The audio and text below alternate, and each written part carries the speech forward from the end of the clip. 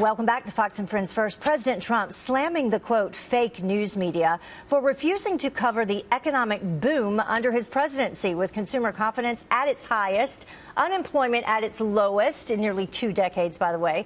Shouldn't this be headline news? Here to explain what the mainstream media is not covering is chair of the program in business and finance at the King's College in New York, Brenberg. Brian, we always love having you here. Good morning. Good to be here. So this is some good news. We can actually take a look at some of those numbers that we were just talking about in terms of consumer confidence. You said that it is the highest that it's been in 17 years. Yeah. And then the unemployment rate, the lowest that it's been. Yeah, the story here is very interesting. If you look at consumers and you look at businesses, their confidence levels are at the highest levels we've seen, in a decade, 17 years. People feel really optimistic about their economic future, and that's not getting a lot of coverage in the news media. And we also had the number of jobs created just in November, 228,000. Yeah, a very strong number in manufacturing, by the way. Things are trending well on a number of fronts here. People feel good as they look to the future. They feel like their wages are going to go up, which they need to, by the way. That's been lagging a little bit. They feel like job openings are there. They can find a job. They can change jobs. So when you look at how people are spending their money, how they're thinking about their money, which I think is a really good indicator, by the way, of how people feel, they feel very good. They're optimistic about where things are going. Well, you know who feels that it's not being covered appropriately? That is President Trump. And look what he had to say. He sent out a couple of tweets on Sunday. He said things are going really well for our economy.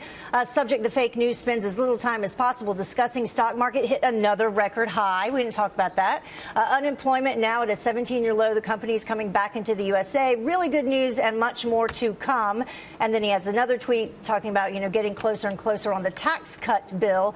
Things shaping up. You can read the rest of what he had to say there. Yeah, no, look, the news media, politicians, pundits always like to pay attention to polling numbers. I'm an economist. I like to follow what people are doing with their money because I think that's a better indicator of how they feel. Well, you're an economist. We'll listen to you then. The president's right. People are voting with their dollars, and they're saying we feel good about where things are going. And he does deserve some credit for that. President set the tone for the economy. He has set a positive tone. He says we want jobs back here. We want to create economic growth. People are feeling that, and they're responding to it. And you're seeing it show up in the job numbers. And he set the tone before he even came into office. I mean, it was something that he campaigned on and something that we see is happening. Yeah, and that's why you saw small business confidence numbers really spike right after the election to record high levels, because they just felt like they were going to get relief on some things they need relief on. They wanted fewer regulations. They wanted lower taxes, and that's what the president's been focusing on this year. With the tax cut plan to come, and the House and the Senate both trying to come to some sort of agreement and terms, how do you think that will impact the numbers? Well, I think they'll continue to promote strong numbers into the year ahead.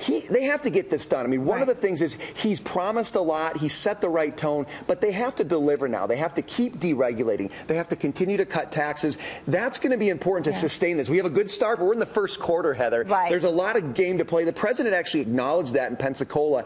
He and Congress need to make sure that they finish the job they've started. Yeah, and he can't do it himself. He has to have some cooperation. No, it's a team effort here. Congress has to act. The president has to act. They have to be on the same page. They have to be focused and disciplined on this agenda.